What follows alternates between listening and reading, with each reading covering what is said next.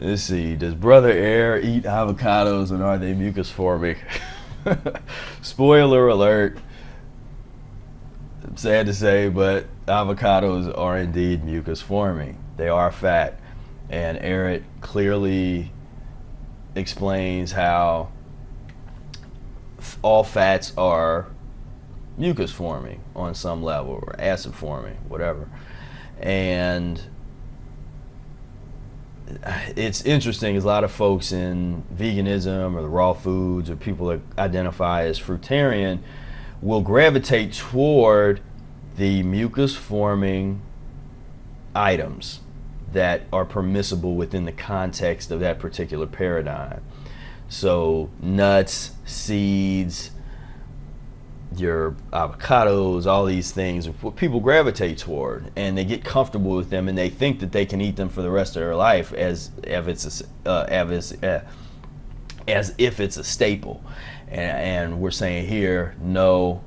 In fact, avocados are probably something that, take Brother Air's advice. He says don't even eat them at all. Don't even get into them, especially if you're not already into them, because they're incredibly addictive.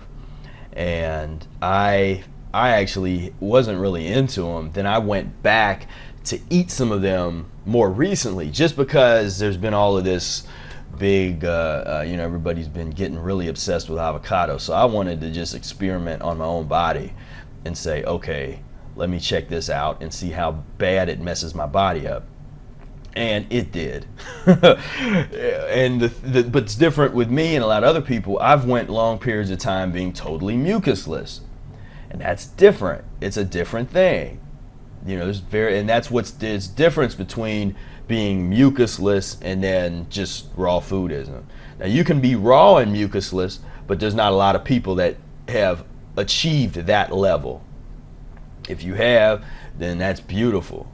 But to be raw and mucusless for long periods of time, that in itself is almost a level of fasting for most people.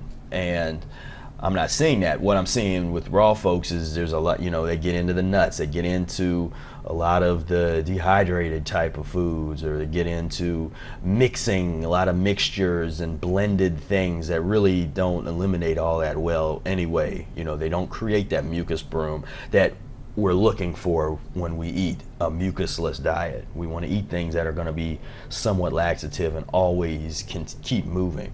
So that's really the thing about the transition diet and the mucus lean menus, is even if you eat something that does contain mucus, if it eliminates well and it's not all sticky and slimy and goopy inside your intestines, then you have a better chance of that stuff not sitting around and building up to turn into this nasty sludge inside you.